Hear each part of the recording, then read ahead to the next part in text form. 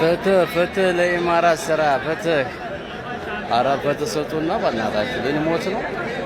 ይታያችኋል። ይህ ሁሉ ሰው በእናታችሁ ደሞዝ ሳይሰጠው የቀረ ነው።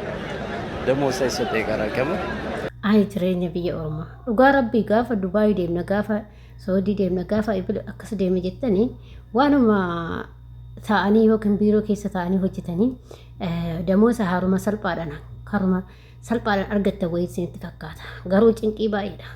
Ashamaa akkam jirtu hordoftoota kabajamtoota chaanaala kootii kan biyya keessaa kan biyya alaa bakka jirtanitti nageenya waaqayyo isin haa baay'atu.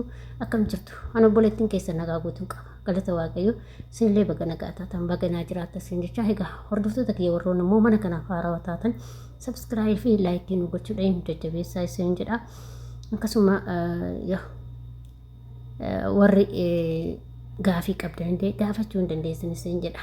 Egaa kaa hordoftoota kiyya akkuma argaa jirtanii ijoolleen Dubaayii deemaa jirtanii adaraa keessan of eeggadhaa. Birrii keessan kana hunda cafacaftanii 500 600 baastanii walumaa galatti hedduudha kan isin fixu.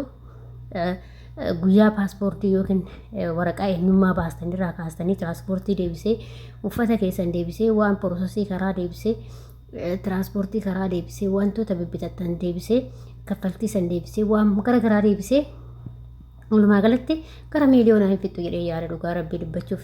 Kana gochuun duratti immoo ofii keessanii biyyuma keessatti birrii kan erga qabaattanii ofii keessanii waan barbaadda hojjettanii jiraachuu dandeessu jechuudha. Maaliif hojjettanii gaafaas dhufte siqaayii meeqa agarta. Amma akkuma argaarta siqaayii meeqa argu damooza nu kennuudhaaf kun hundi hiriiree eeggachaa oola.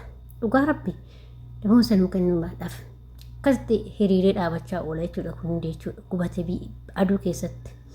Gaafa qorraatis akkasuma gaafa hoo'atis akkasuma qorri isaatis badaadha hoo'i isaatis badaadha biyya ormaa jechuudha. Garuu biyya keenya hiyyummaa keenya malee qilleensi ishee fayya qabeessa si godha. Fayya qabeessa si godha hiyyummaa malee jechuudha. Kanaaf immoo isin warri Dubaayii deemne jettanii ijoolleen biyyarraa qarshii gachan cafacaftanii dhuftan of eeggannoo cimaa godhaa. Sirriitti of eeggadhaa.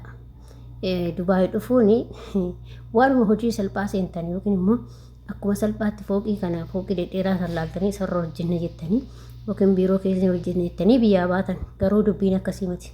Gaafaas geejjiba barahaa keessa hojjetta, daandii hojjetta, mana ijaarsa jira, karaas hojjetama. Akkasuma immoo mana qulqulleessuu jira. Akkasumas taraahaa akka kanneen keessa hojjechuu jira. Gaala eeguu jira, hoolota eeguu jira. Wantoota garaagaraa horofaatti ashaakaltii hojjechuu jira barahaa keessatti jechuudha. Isin galee kana akkanatti hojjettanii jechuudha.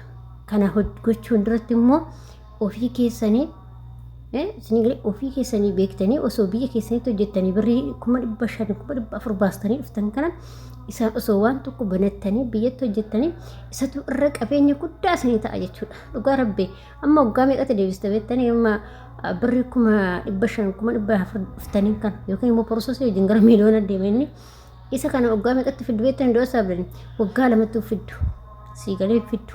Maaliif nyaanni achi keessaas intarneetiin achi keessaas uffanni achi keessaas waan hundumtuu adda achi keessaas malee damooza keessaa kaffalataa jechuudha. Waan hundumaa waan bitattu waan dhugdu waan nyaattu hundumaa mana kiraanis kalma jira. Innaa kanatu jira gaafa Dubaayii dhuftan waan Dubaayii zalaaqee deemtan isinitti fakkaatinaa yookiin immoo akkanuma biiroo wayii keessa galtan isinitti fakkaatinaati of eeggannoo cimaa godhaa isin jedha.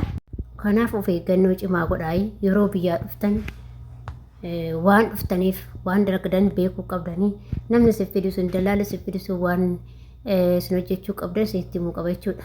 As geechanii rifattanii hojii isinitti himanii kan biraa kan isinitti seensisanii kan biraati.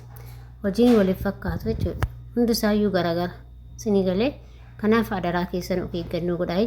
Keessattuu ijoolleen haarawaa dhuftaa jirtan biyyarraa of eeggadhaatii biyya keessan keessatti hojjedhaan jedhaan akka kootti biyya keessan keessatti dalagachuutu irra furmaata guddaa isinii kenna jechuudha. Biyya ormaa homaa isinii godhu ishee.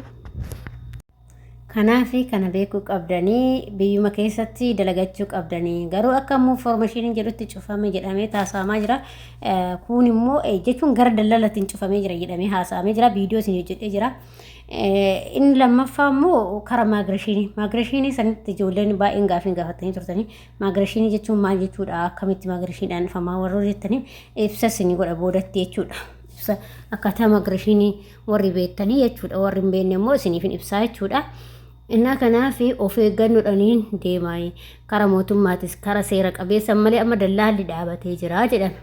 Himee jiraayyuu mootummaan warra dhaggeeffata yoo jiraattan indee namni iyyuu biyya irraa yaa'ee dhumee bar dhugaa rabbii isin jedha dhiirris biyya irraa yaa'ee dhumte shamarri biyya irraa yaa'ee dhumte maaltu biyya keessa jiraata kaajoole aboo mootummaamti biyya keenya keessatti hojii wayii nu baneen waa uumammaan booda maaltu biyya armaa deema taati dalagadhaa biyya keessatti Dubaay deemtanii siqaayin arginaati dhugaa rabbii isin jedha naa kana fakkaata kanaaf of eeggannoo guddaa godhaa waaqayyo sinaa eegu isin jedha hordoftoota kiyya. Video biraatiin hanga walitti video kanaan turtii gaarii isin jedha yaadaa fi immoo qeeqoo yoo qabaattan komenteetti barreessuu hin dagatinaa isinin jaalladha isinin kabaja hordoftoota koo akkasuma laayikii naa gochuu hin dagatinaa dhugaa rabbii laayikiin keessan na fayyada sheeriin keessan illee na fayyada laayikiin keessan illee na fayyada laayikii naa gochaa jirtanii sababa isaatis yuutuubiin kun xiqqoo ishii turee dhufe waan ta'eef adaraa keessan laayikii naa godha. Bye bye.